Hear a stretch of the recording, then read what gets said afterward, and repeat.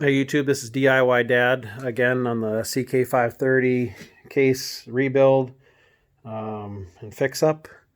Probably not a full rebuild, but it'll be a partial. Rebuilding the top end, had a injector leaking, as I said in other videos. Did find my head was cracked.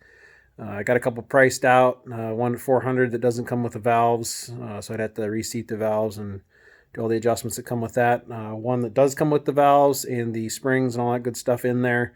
Already ready to go is about $600 to $700. Again, that's a remachined and all set up to go. You just basically drop it on with your gasket and away you go. Did make some progress today getting everything cleaned up. I had to do a cleanup in my garage. I got a nice little paint area all set up there. Got a few items prepped for paint. Got the fuel tank off today, just a little bit ago. I'm going to get that all cleaned up tomorrow. Then I want to try to get a few of these items painted. I'm doing yellow on the yellow parts. The main body of the tractor is going to be a light gray, Ford light gray, and all the cylinders are going to be yellow. I'm probably going to do some red highlights. I might paint the valve cover with red. It was orange. I might do some candy apple red on that. The injector pump and some of the other auxiliary things that bolt onto the side of the motor, I might do those in red just for some breakup.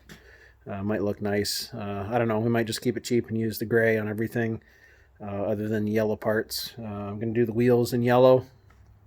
Pretty much have everything stripped down now. Got a little bit of repair to make on this. I'm going to try to maybe see if I can find some real light metal that I could maybe tack weld.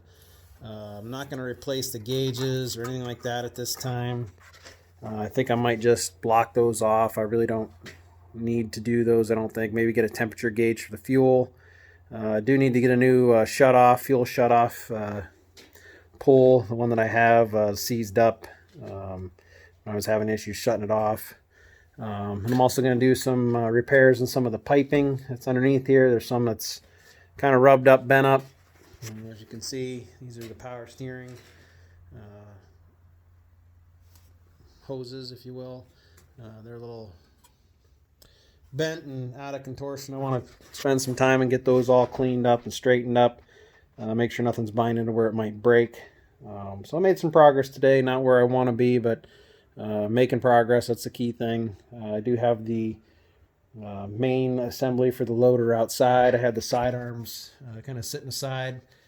I do have a lot of fabrication to do on the bucket itself. The bucket is pretty shot.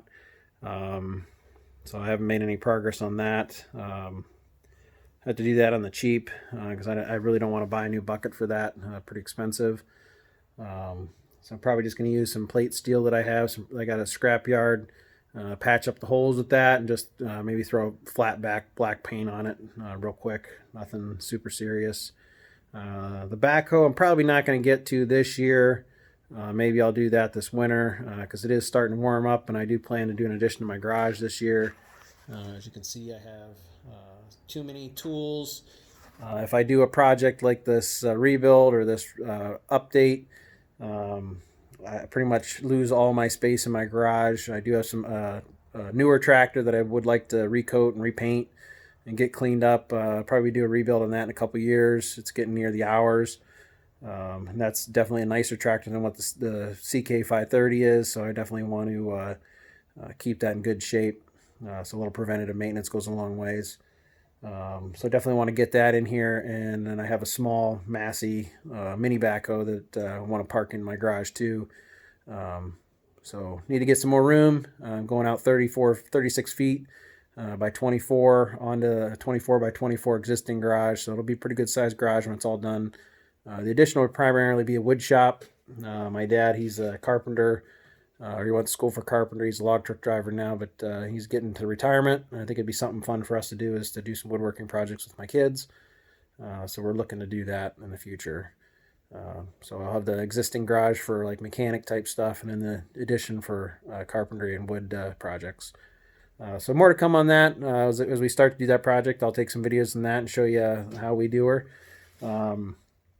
So more to come. Can hopefully get some cleaned up, painted up. I'm not going to videotape the paint. I'll just give you a document here on what we do and any issues and learnings that I have from doing this project. So Any comments, feel free to leave them below, and see you next time. Bye.